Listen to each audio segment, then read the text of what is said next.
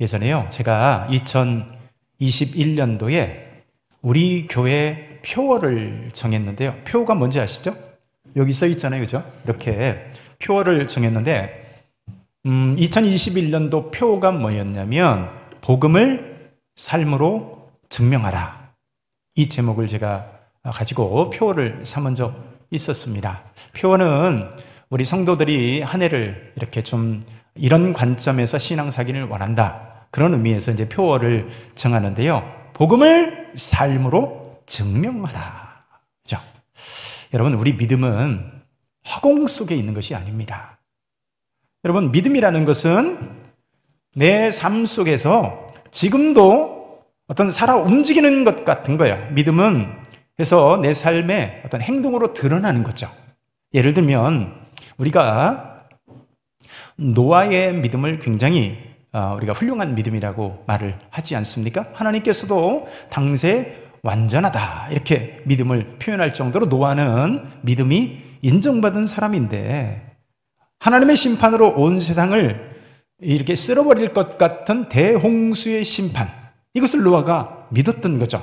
여러분, 노아의 믿음은 허공치는 것이 아니라 분명한 어떤 근거가 있었던 것인데, 어떤 걸 믿었다고요? 장차 대홍수로 말미암아 이 세상이 이렇게 심판으로 쓸어버림을 당할 것이다, 이걸 믿은 거예요. 근데 만약에 노아가 나 믿는다, 나는 믿는다 라고 하면서 하나님이 그래서 하신 말씀이 뭐예요? 방주를 지어라, 그거 아니었어요, 그죠? 방주를 지어라. 근데 정작 믿는다고는 하는데 난 믿어요 라고 하면서 정작 탱자거리면서 말로만 믿음 타령이지 정작 방주를 짓지 않는다면, 행함으로 방주를 짓지 않는다면, 여러분, 이 믿음은 진짜일까요? 가짜일까요? 가짜죠. 그죠? 믿는다라고 하면서 정작 더 중요한 하나님의 말씀인 방주를 지어라 라고 하는 이 행동하는 것에 있어서는 증명되지 않으니까 여러분, 그것은 믿음이 아닌 거예요. 그래서 믿음은 내 삶에서요, 행동으로, 행함으로 나타나는 것을 우리는 믿음이라고 합니다. 동의하시면 아멘 합시다. 네. 자, 그래서요, 우리 그런 관점에서 오늘 본문이 먼저 어떻게 시작하는지 한번 볼게요. 우리 1절 우리 같이 한번 읽습니다. 1절 시작. 사라가 127세를 살았으니 이것이 곧 사라가 누린 횟수라. 사라가 127세를 살았는데요. 자, 이것이 사라가 누린 횟수래요. 그러니까 127세를 살고 그 수명을 살고 사라가 죽었다는 얘기죠. 자, 그러니까 보니까 이삭이 번제로 그러니까 다시 말해서 아브라함이 이삭을 번제로 드렸던 그 사건 이후에 또다시 10여 년의 시간이 흐른 겁니다. 드디어 이 아브라함의 믿음이요, 완숙한 경지에 이르게 됐어요. 노아를 향해서 하나님이 그 믿음을 완전한 믿음이다 이렇게 평가를 한 것처럼 이 아브라함도 믿음이 완숙한, 성숙한 지경에 이르게 된 겁니다. 자, 근데 그가 믿음이 좋았어요. 믿음이 성숙해졌어요. 믿음이 완숙해졌어요. 그런데 그의 육체는 어떻게 됐을까요? 그의 육체의 나이는 점점 나이 들어가고 몸은 점점 늙어가고 약해져 가는 거예요. 여러분, 믿는 사람이라고, 믿음의 사람이라고, 아브라함과 같은 훌륭한 믿음의 사람이라고 영화에 나오는 그 어벤져스의 그런 슈퍼맨 같은 이런 영웅들이 되는 게 아니란 말이에요. 믿음 좋은 신앙인이라 할지라도 이 육체라고 하는 우리 겉사람은 어떻게 해요? 낡아지고 약해져 가는 것이 우리의 사실이라는 거죠.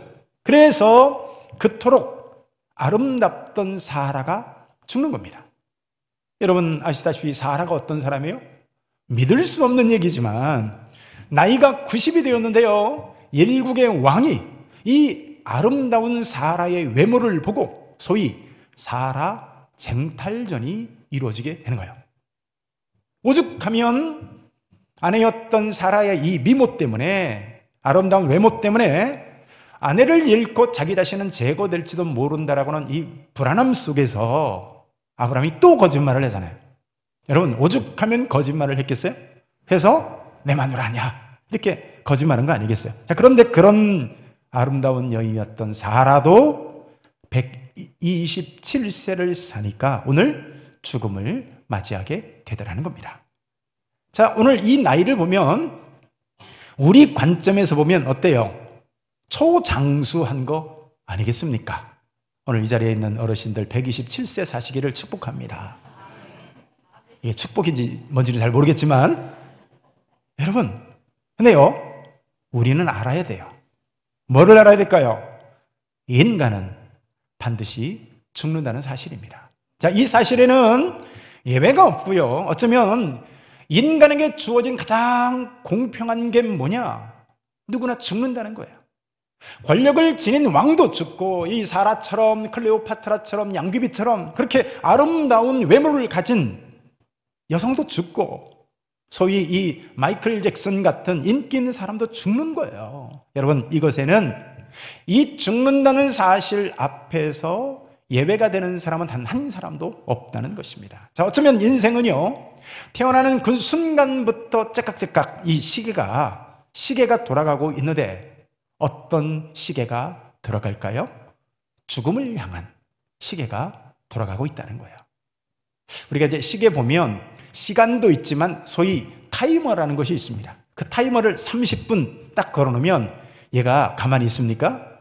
39분에서 29분, 59초, 58초, 57초 뚝뚝뚝 떨어지죠. 마치 우리가 하루하루를 살아가는 이 사실이 죽음이라는 시계가 째깍째깍하고 죽음을 향해서 이 시계가 돌아가는 것 똑같은 거예요. 여러분, 이 시계는요, 멈추는 법이 없습니다. 이 기차라고 하는 것은 중간 정차역도 있고 쉬었다 갑시다도 하지만, 사람도 여행하다가 피곤하면 어때요? 아유, 여행이고 뭐고 그냥 쉬었다 가야 되겠다. 여러분, 쉬었다 가잖아요. 근데 이 죽음을 향한 이 시계는 결코 멈추는 법이 없습니다. 가난한 사람이라고 먼저 가고 부자라고 권력자라고 늦게 가는 것이 아니라, 이 죽음이라고 하는 것은 어쩌면 순서가 없고 가장 공평한 것 중에 하나예요. 어쩌면 우리나라의 가장 1등 부자였던 이건희 회장이 불과 79세의 나이로 세상을 떠났다는 것은 여러분 어떤 마음이었을까요? 하나님은 우리 모두에게요, 딱 한 번이라고 하는 인생의 기회와 시간을 줍니다. 누구나 똑같이 단 한 번 주는 거예요. 중요한 것은 그래서 그 주어진 하나님이 우리에게 부여하신 이 시간과 기회를 어떻게 하나님 앞에서 사용하느냐, 여러분, 이게 중요하지 않겠습니까? 소위 이 악한 사람들 있죠. 악한 사람들. 어떤 사람이 아주 악한 사람을 향해서 소리를 칩니다. 이 하늘이 무섭지 않냐고 말해요. 하늘이 무섭지 않냐고. 그랬더니 이 악당이 그런 얘기하면, 야, 하늘이 있다면 나 같은 사람이 활개치고 다니겠냐라고 조롱하더래요. 그래서 아나무인의 삶을 사는 거예요. 정말 하늘 무서운 줄 모르고요, 온갖 폐악질을 저지르면서 뭐라고 생각할까요? 이긴 자가 선이고 승자가 정이다, 이런 관념을 갖고 사는 거예요. 정말 하늘 무서운 줄 모르고 온갖 폐악질을 서슴지 않는 것이죠. 그러나 여러분, 그런 사람에게도 곧 찾아옵니다. 뭐가 찾아올까요? 죽음의 날이 찾아오는 거예요. 유명한 말씀이죠. 우리 히브리서 9장 27절 말씀을 보면, 한 번 죽는 것은 사람에게 정한 것이요 그 후에는 심판이 있으리니예요. 죽음은 누구에게나 공평하게 찾아옵니다. 누구에게나 한 번이라고 하는 기회로 찾아오고요, 또한 반드시라고 하는 정해진 것으로 우리에게 찾아옵니다. 그래서 여러분, 우리는 하늘 무서운 줄 알고 살아야 합니다. 왜요? 바로 이 죽음 이후에 하나님의 심판이 기다리고 있기 때문에 그런 거예요. 딱 한 번이라고 하는 이 인생 속에, 딱 한 번 주어지는 이 기회 속에 영원한 상급이냐, 영원한 지옥불의 심판이냐가 가름되기 때문에 여러분, 우리는 정말 하늘 무서운 줄 알고 살아야 되고요. 여러분, 한 번 주어진 이 인생의 기회를 어떻게 살아야 되는가를 우리가 잘 생각해 봐야 합니다. 누가복음 16장을 보면 그 유명한 부자와 나사로라고 하는 그 사람의 이야기가 실려 있습니다. 거기에 나오는 누가복음 16장에 등장하는 이 부자의 삶은요, 한마디로 기가 막힌 삶을 살았어요. 얼마나 많은 사람들이 그토록 선망하는 그 삶을 이 부자가 살았습니까? 당시에 왕족들이나 귀족들만 입는 이 자색 옷을 입고 이 날마다 에브리데이 잔치를 벌이는 삶을 살았어요. 방송실 성경 구절 내려주시죠. 까먹었잖아요. 얼마나 많은 사람들이 선망하는 삶을 살았냐고요. 부자로 살았어요. 당시 왕족들이나 귀족들만 입고 사는 자색 옷을 입고 살았어요. 날마다 잔치를 벌이는 삶을 살았습니다. 기가 막힌 인생 아니에요. 여러분, 오늘도 이 부자가 살았던 그 삶을 열망하면서 오늘도 달려가는 인생들이 얼마나 많은지 모릅니다. 그런데 여러분, 그런 그도 죽는다는 사실입니다. 죽음이 정말 덫과 같이 찾아오는 거예요. 얼마나 이 부자가 정말 부인하고 싶었을까요? 아니야, 나는 부자야, 나는 돈 많은 사람이야, 이럴 수는 없는 거야. 나에게 이렇게 많은 돈과 권세가 있는데 어떻게 나에게 죽음이 찾아올 수가 있느냐? 아니에요. 여러분, 어느 날 죽음이 덫과 같이 찾아오는 거죠. 반면에 이 부자의 대문간에 누워 지내던 나사로라고 하는 사람이 있었죠. 이 사람은 거지였어요. 잔해 없는 고아 아니겠습니까? 이 거지였던 이 나사로는 돌보는 사람 하나 없이요, 이 헌대라고 하는 이 피부병을 앓으면서 그 부자의 밥상에서 떨어지는 그 음식 부스러기 주워 먹으면서 고작 하루하루를 연명하는 참 그런 비참한 인생을 살고 있었어요. 오죽하면요, 이 개들이 와가지고 이 피부병을 핥아먹는 정말 그야말로 비참한 인생을 살고 있었던 것이죠. 그런데 그런 그도 죽었습니다. 부자도 죽었고 나사로도 죽었습니다. 그런데 여러분, 나사로라고 하는 이름에는요, 하나님의 위로하심이라는 뜻을 갖고 있어요. 하나님이 나의 도우심이다라는 뜻을 갖고 있는 것이 바로 이 나사로라고 하는 이름이에요. 왜 나사로의 이름을 언급하고 있을까요? 자, 이 부자는요, 이름이 없어요. 의도적인 거죠. 본래 이름이 있었겠지만 성경에서 그 이름을 뺐어요. 그것은 하나님의 생명책에 그 이름이 기록되지 못했다, 그 얘기예요. 자, 그런데 여러분 보세요. 비록 나사로는 거지였고 비참한 몰골로 인생을 살아가고 있었지만 그렇기 때문에 하나님이 나의 의지처입니다. 하나님이 나의 유일한 위로십니다. 하나님만이 나의 유일한 소망입니다. 그 하나님께 인생과 소망을 두고 살았던 사람이 바로 이 나사로였던 거죠. 한 번 죽는 것은 사람에게 정하신 것이요, 그 후에는 하나님의 심판이 있으리니. 여러분 보세요. 한 번 죽는 것으로만 인생이 끝난다면 얼마나 좋을까요? 오늘도 이 땅에 살면서 하늘이 어딨냐라고 큰소리 치면서 온갖 정말 폐악질을 서슴지 않고 살아가는 그 사람들 입장에서 보면 죽음이 끝이면 얼마나 좋을까요? 그런데요, 부자가 맞이한 현실에 대해서 누가복음 16장 23절에서는 어떻게 말하고 올까요? 그가 음부에서 고통 중에 눈을 들어 멀리 아브라함과 그의 품에 있는 나사로를 보고, 이거 보세요. 이게 부자가 맞이한 현실이었습니다. 죽음으로 끝나면 얼마나 좋겠어요. 그렇다면 그야말로 그는 성공한 인생을 살았던 거 아니겠어요? 잘 놀다 간다, 그런 인생 아니겠습니까? 다른 사람이 그토록 부러워하던 인생을 이 부자가 살았던 거 아니겠습니까? 그런데요, 24절을 보면 그가 지옥에서 절규하는 목소리를 이렇게 적고 있습니다. 불러 이르되 아버지 아브라함이여, 나를 긍휼히 여기사 나사로를 보내어 그 손가락 끝에 물을 찌고 내 혀끝을 서늘하게 하소서. 내가 이 불꽃 가운데서 괴로워하나이다. 과거에 그가 어떤 삶을 살았어요? 날마다 잔치를 벌이면서 정말 연락하는 인생을 살았습니다. 날마다 이 페스티벌, 축제, 이 잔치를 벌이는 인생을 살았어요. 그런데 죽음 이후에 그가 맞이한 심판의 결과는 저 나사로를 보내서 그 손가락 끝에 물 한 방울 찍어서 내 혀끝을 서늘하게 하소서였어요. 그런데 여러분, 그것마저도 거절되는 것이 여러분 그가 죽음 이후에 맞이한 현실이었던 거예요. 사랑하는 성도 여러분, 누구나 한 번 죽음이 있다는 이 사실은 우리에게 주어진 이 한 번이라고 하는 인생의 시간과 기회를 나는 오늘 어떻게 살고 있는가를요 점검해야 될 줄로 믿습니다. 아멘 합시다. 오늘 본문에 이 아브람도 보세요. 2절을 보면 사라가 죽음에 아브람이 들어가서 사라로 인하여 슬퍼하며 애통하다가, 자, 여러분 보세요. 얼마나 사랑했던 아내였습니까? 근데 어떻게 합니까?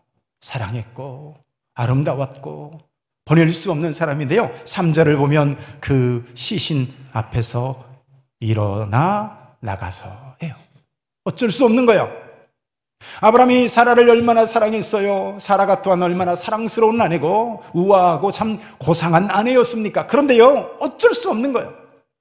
그래서 우리는 이 세상에 나그네요, 거류민인 것입니다. 여러분 좀 이상하지 않으세요? 사사기나 열왕기 같은데 보면요, 어떤 사람의 인생에 대해서 한 줄 처리된, 한 줄로 땡 처리된 이런 기록들이 굉장히 많습니다. 어떤 사살은 낙이 70필과 아들 몇십 명을 낳았더라고, 그걸로 끝나버리는 사람. 근데 여러분, 오늘 한 사람의 죽음인데 이 죽음에 대해서 자그마치 오늘 본문을 우리가 20절이나 읽었잖아요. 이상하지 않으세요? 사라의 죽은 것에 관해서는 성경이 이렇게 길게 다루고 있습니다. 여러분, 왜 한 여인의 죽음에 대해서 이렇게 길게 다룰까요? 사라가 착한 여인이라서 그럴까요? 왜 착해요? 예쁜 것이 착한 거니까. 그래서 사라가 이렇게 20절이나 되는 긴 기록을 하고 있을까요? 오늘 아브라함이 이렇게 사라의 죽음 이후에 매장지를 사는 이 일은요, 단순히 한 사람이 죽어서 장례를 치렀다가 아닙니다. 여기에는 아주 중요한 믿음의 의미가 담겨져 있는 거예요. 하나님의 약속에 대해서 지금 아브라함이요, 믿음으로 반응하고 있다, 그 얘기를 하고 있는 거예요. 여러분, 오늘 아브라함의 이 땅을 사는 이 행위는 약속의 땅을 위한 투자를 했다, 그 얘기입니다. 그래서 아브라함이 이 기럇 아르바에 살고 있던 해족속에게 말을 하는데, 우리 4절 말씀 우리 같이 한번 읽습니다. 4절 시작. 나는 당신들 중에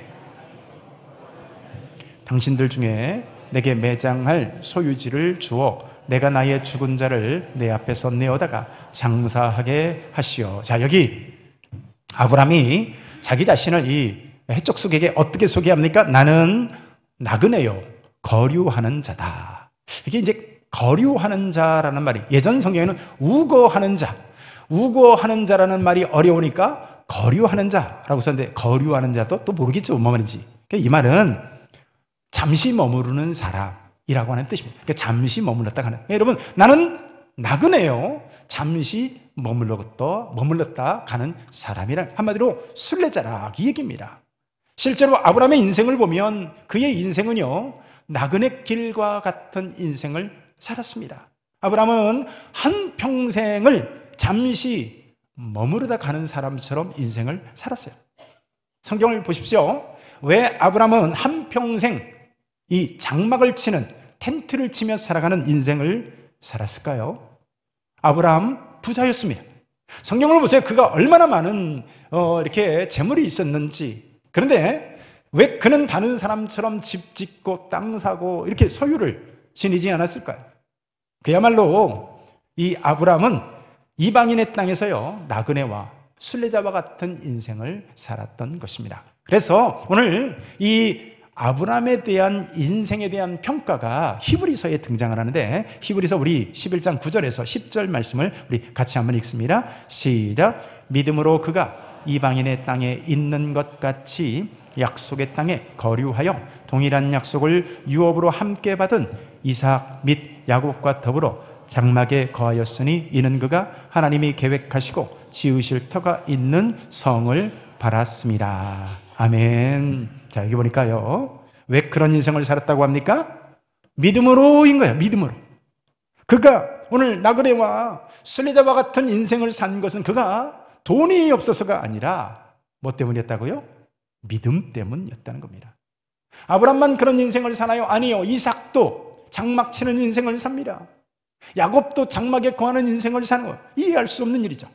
요즘 사람들 보면 있잖아요. 요즘 사람들은 얼마나 참 땅에 집착하는지 모릅니다. 그래서 마치 한이 서린 것처럼 돈만 모이면 집 사고 땅 사고 이 땅에 막 그렇게 하지 않습니까? 그 이면에, 저 이면에 어떤 심리가 있냐면 저 밑바닥에 땅은 영원할 것이다 라고 하는 이 소망을 갖고 있는 거예요.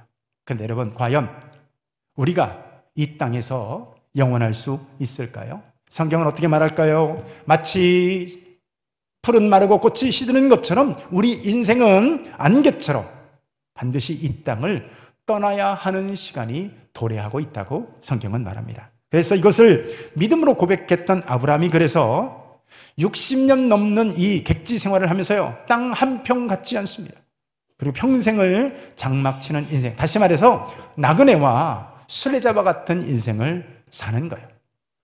아브라함이 지금 가나안 땅에서 살고 있는데요, 그가 가나안 땅에 오기 직전에 있었던 곳이 바로 하란 땅이었습니다. 그런데 이 하란 땅은 지금 아브라함이 거주하고 있는 이곳에서요, 여러분 맘만 먹으면 한두 달이면 갈 수 있는 곳입니다.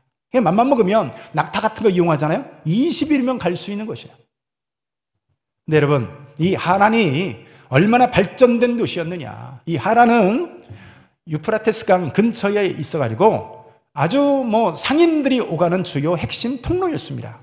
그래서 바벨론을 비롯한 아수르와 이 가나안을 연결하는 무역의 요충지였던 것이죠. 그래서 이 하란은요, 아주 부유한 도시였고, 당시에 보면 이미 그런 4,000년 전의 고대 도시에 엄청난 도로망과 운하 시스템을 구축하고 있어가지고요, 경제, 문화, 문명에 있어서 이 하란 땅은 최고의 도시였습니다. 그런데 지금 그가 머무는 이 가나안 땅에서 아브라함은요, 결코 하란 땅으로 돌아가지 않습니다. 실패해서 못 돌아가는 것이 아니에요. 돈이 있었어요. 얼마든지 맘만 먹으면 하란으로 아브라함이 돌아갈 수 있었어요. 뿐만 아니라 지금 그가 살고 있는 이 가나안에서도 얼마든지 땅 사고 해가면서요, 호의호식할 수 있었단 말이에요. 자, 그런데 히브리서 11장 13절 이하에서 어떻게 말하고 있을까요? 우리 같이 한번 읽어볼까요? 13절입니다. 시작. 이 사람들은 다 믿음을 따라 죽었으며 약속을 받지 못하였으되 그것들을 멀리서 보고 환영하며 또 땅에서는 외국인과 나그네임을 증언하였으니 그들이 이같이 말하는 것은 자기들이 본향 찾는 자임을 나타냅니다. 그들이 나온 바 본향을 생각하였더라면 돌아갈 기회가 있었으려니와 그들이 이제는 더 나은 본향을 사모하니 곧 하늘에 있는 것이라. 이러므로 하나님이 그들의 하나님이라 일컬음을 받으심을 부끄러워하지 아니하시고 그들을 위하여 한 성을 예비하셨느니라. 여러분, 아브라함이 나그네 인생을 산 이유는요, 오늘 본문에 어떻게 돼 있어요? 히브리서에 더 나은 본향을 사모했기 때문이래요. 더 나은 본향을 사모했기 때문에. 사랑하는 성도 여러분, 여러분들의 소망은 무엇입니까? 오늘도 이 땅이 전부인 것처럼, 이 땅이야말로 정말 영원한 것처럼 얼마나 많은 사람들이 그런 삶을 살아갑니다. 그래서요, 이 땅만 보고 살아가는 거예요. 재밌게도 돼지는요, 일반적인 자세에서는 이 목뼈 구조상 하늘을 볼 수 없답니다. 그러니까 사람이 하늘을 보는 것처럼 그렇게 못 본다는 거예요. 여러분, 돼지만 그럴까요? 짐승들이 다 그래요. 짐승들은 다 이 땅 바라보고 사는 겁니다. 이 땅에다 알 낳고, 이 땅에서 풀을 뜯고, 이 땅에서 먹을 것 찾고, 이 땅이 전부인 것처럼 살다가요, 그렇게 죽는 거예요. 근데 여러분, 우리 사람은 어떤 존재일까요? 우리 사람이라고 하는 존재는 하늘을 바라보도록 지음을 받은 존재입니다. 그래서요, 저 아프리카 같은 데 가면, 여러분, 저 아프리카 같은 미개한 곳이라 할지라도 거기서도 미개한 족속 같은데 신을 찾고 영생의 삶을 기원하고 하는 이 종교적 행위가 있는 거예요. 여러분 혹시 개나 고양이가 영생 타령하는 거 본 적 있어요? 혹시 원숭이가 예배하는 거 본 적 있어요? 예, 여러분 우리 사람에게만 종교적 처소라는 것이 있는 것입니다. 왜 그럴까요? 우리 사람은 태어날 때 하나님의 지으심 그 자체가 본향을 바라보도록 지음을 받았기 때문에 그런 거예요.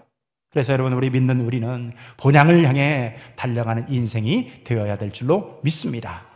마치 이 연어가 때가 되면 태어난 곳으로 이 수천 킬로미터를 헤엄쳐서 원래 난 곳으로 돌아오는 것처럼 여러분 우리 그리스도인들은 인생을 향해 달려가는데요, 본향을 향해서 달려가는 것이 사실 가장 자연스러운 현상이죠. 그래서 오늘 아브라함이 막벨라 굴을 사는 거예요. 그동안 아브라함은 땅 한 평 소유하지 않았습니다. 그런데 왜 굳이 오늘 보면요, 오늘 참 이상한 장면은 뭐냐면 땅을 파는 이 해족속은 아유 그냥 가지십시오. 아유 돈 안 받고 어떻게 돈 받으면 그냥 가지세요. 근데 살려고 하는 아브라함은 뭐예요? 관두시지 마시지 해가면서 기어이 돈을 주려고 합니다. 주는 사람은 공짜로 주려고 하고 살려고 하는 사람은 기어코 돈을 주고 살려고 해요. 여러분 왜 굳이 그렇게 값을 치르고 땅을 사고자 했을까요? 장사 지내기 위해서 이 살려고 하는 이 땅 장소가 어디냐? 여러분 그것이 지금 헤브론에 있는 막벨라 굴이었습니다. 여러분 이 헤브론은 아브라함이 하나님의 부르심을 받고 가나안 땅에 도착해서 처음으로 하나님이 이 땅을 너와 내 자손에게 주겠다 약속한 곳이었어요. 어디였다고요? 헤브론 땅이 가나안 땅으로 올라온 아브라함에게 처음으로 이 땅을 너와 내 후손에게 주겠다라고 약속했던 땅이었던 거예요. 그래서 아브라함이 오늘 굳이 돈을 주고 자기 땅으로, 자기 소유로 그 땅을 사는 거예요. 여러분 이것은 단순히 땅을 사는 것이 아니라 여러분 하나님의 약속에 대한 아브라함의 믿음의 반응인 것을 믿으시기를 축원합니다. 아브라함은 하나님께서 이 땅을 자신과 후손에게 주시겠다고 약속했지만 그 약속이요 저 미래에 있을 그런 미래에 이루기 전에 장차 후손이 하나님이 약속한 그것과 같이 이 땅을 자기 후손들에게 기업으로 주실 것이다 라고 하는 그것에 관해서 오늘 아브라함이요 믿음으로 값을 주고 땅을 산 거예요. 그래서 오늘 작은 땅에 불과했지만 그래서 기꺼이 돈을 주고 합법적으로 땅을 소유했던 것입니다. 어떤 믿음이라고요? 장차 하나님이 이 땅을 나의 후손들에게 영원한 기업으로 주시리라. 그것의 믿음에 대한 행동이었어요. 여러분 제가 설교 초두에 말씀했던 게 뭐였자고요? 복음을 삶으로 증명하라였죠. 여러분 노아가 행함으로 자신의 믿음이 드러났던 것처럼 오늘 아브라함이 이 땅을 사는 이 행위는 여러분 돈 벌면 땅 사세요 그 얘기가 아니라니까요. 오늘 아브라함의 행위가 뭐라고요? 하나님의 언약에 대한, 하나님의 약속에 대한 오늘도 믿음의 행동의 반응이었어요. 어떤 것으로요? 막벨라 굴을 사는 믿음의 행동으로 보였던 것이죠. 그래서 훗날 아브라함 그 자신이요 이 사라가 묻혔던 헤브론 이 막벨라 굴의 장사가 됩니다. 여러분 아브라함만 그랬나요? 이삭도 막벨라 굴의 장사되고요.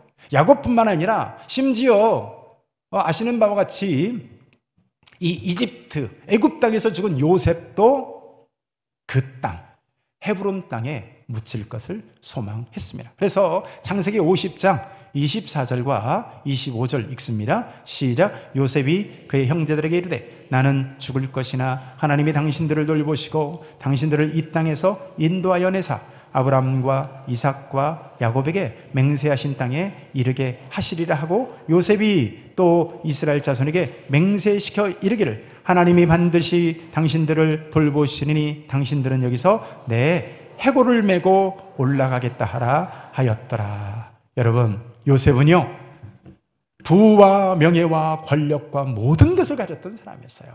그런데 여러분 그런 요셉의 진정한 목적지는 이 땅이 아니었습니다. 그 역시 본향을 향하여 이 땅에서 나그네와 순례자와 같은 인생을 살았던 것이에요. 그래서 기어이, 비록 지금은 상황 때문에 저 헤브론의 막벨라 굴에 묻힐 수, 하나님이 약속한 그 가나안 땅에 묻힐 수 없지만 언젠가 하나님의 약속에 의하면 400년이 지나고 나면 그 땅을 주실 것인데, 너희들은 이 땅을 떠나는 그때에 내 해골이라도 메고 가서 어디에?